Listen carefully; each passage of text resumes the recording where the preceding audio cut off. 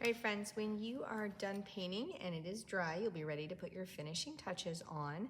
The first thing that you're going to need is a white oil pastel, and they're just in this black box in our supply area. You're gonna need one of these. What we're gonna do is we're gonna add an outline around our mountains to separate our different values and really make them pop out. When you do this, you wanna make sure you're going right along where the blue and the pink come together so that you have a nice clean outline around them. You don't want to have blue on the pink side or pink on the blue side. So I'm going to take that oil pastel, and you can see I just missed my line there. I'm going to go back and just add a little thicker line. That way I get a nice separation between the values. Right here on this hill. I'm also going to put a line along the bottom of my snow, along my water.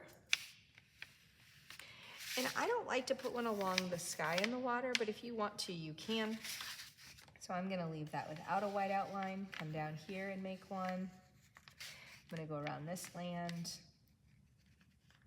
The other thing you can do with the white oil pastel is you can actually add some kind of waves or texture into your water.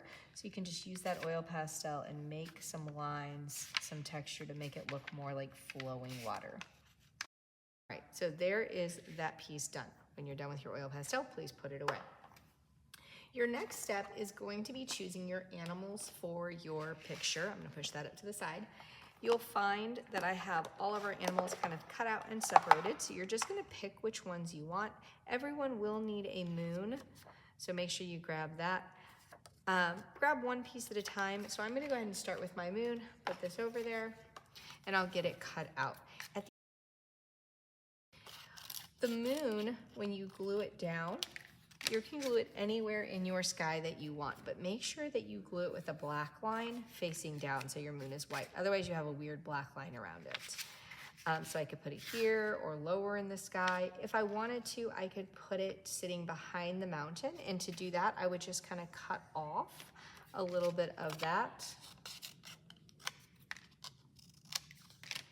And then I can put it right in there and glue it down. So I'm gonna use just a couple of grandma kisses.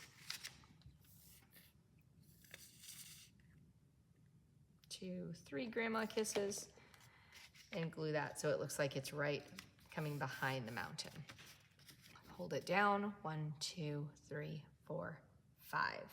Once I finish that piece, I can come back up to my front table and I can choose the animal that I want to use in my picture. The smaller the animal, the harder they are to cut out. So this bunny rabbit is absolutely the hardest piece to cut out, but you can choose which one you want. I'm gonna go ahead and choose the fox.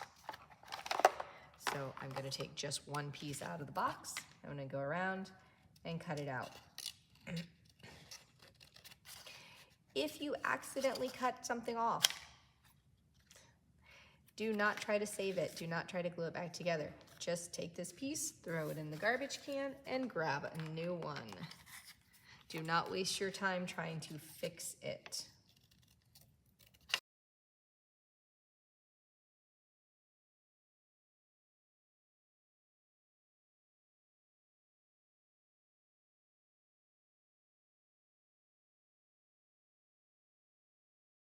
All right, now that I have him cut out, I have to decide where he's going to go.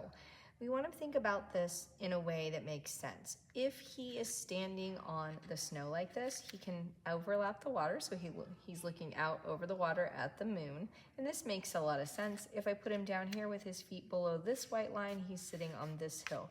But if you put him in the background like this, your mountain is really far away. So it doesn't make a lot of sense for this big fox to be way back here on this hill. It looks a little strange because he's almost as big. It really doesn't make sense for him to be walking up the hill like that. Doesn't really make any sense. So most of your animals are probably going to be somewhere down here in this bottom section. The only ones that are the exception are maybe the bunny rabbit, because he is so small, he could go back here in the background. And then definitely the birds, because they're gonna be flying in the sky. You could even have them overlapping the moon once you cut them out, or overlapping the mountain because they're way back here in the sky. You could be flying over the water as well. You can put as many animals as you want, but be careful about making it look like you are at the zoo, right? This is an Arctic landscape, and we don't really want it to look like a zoo when we're done. So I'm going to probably just put 2, maybe 3 animals on mine, and call that done.